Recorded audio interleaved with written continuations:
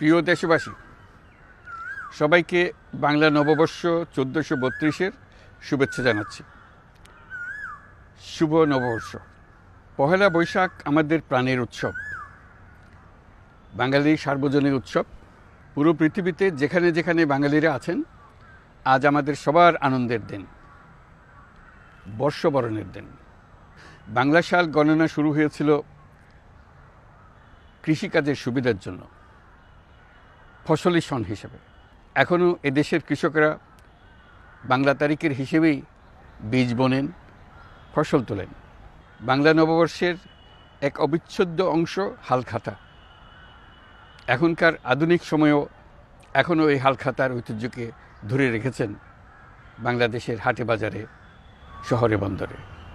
নববর্ষের বৈশাখী মেলায় বাংলাদেশের জেলায় জেলায় উদ্যোক্তারা সারা দেশে ঐতিহ্যবাহী শীতল পাটি, মাটির হাঁড়ি পাতিল, খেলনা, হাত পাখা ইত্যাদি তৈরি করে নিজেদের সৃজনশীলতাকে তুলে ধরেন এই দিনকে উপলক্ষ করে। বাংলাদেশের সংস্কৃতি ও ঐতিহ্য রক্ষায় এবং একে এগিয়ে নিয়ে যেতে আমাদের সবাইকে সক্রিয় ভূমিকা রাখার জন্য অনুরোধ জানাচ্ছি। আমাদের এইসব ঐতিহ্য যেন আমাদের নিজেদের মধ্যে সীমাবদ্ধ না থাকে, আমাদের সংস্কৃতি যেন আমরা ছড়িয়ে দিতে পারি বিশ্বের দরবারে। বছরের এই দিনটিতে আমরা সুযোগ পাই আমাদের সুদীর্ঘ ঐতিহ্যকে নতুনভাবে নতুন প্রজন্মের কাছে উৎসবমুখর পরিবেশে তুলে ধরতে এবং পৃথিবীর সামনে তুলে ধরতে। পাহাড় ও সমতলের বিভিন্ন জাতিগোষ্ঠীও চৈত্র সংক্রান্তি ও নববর্ষে এবার বড় পরিসরে উৎসব উদযাপন করছে। পহেলা বৈশাখ সম্প্রীতির দিন, মহামিলনের দিন, আজ সবাইকে আপন করে নেওয়ার দিন। এবারের নববর্ষ নতুন বাংলাদেশের প্রথম নববর্ষ।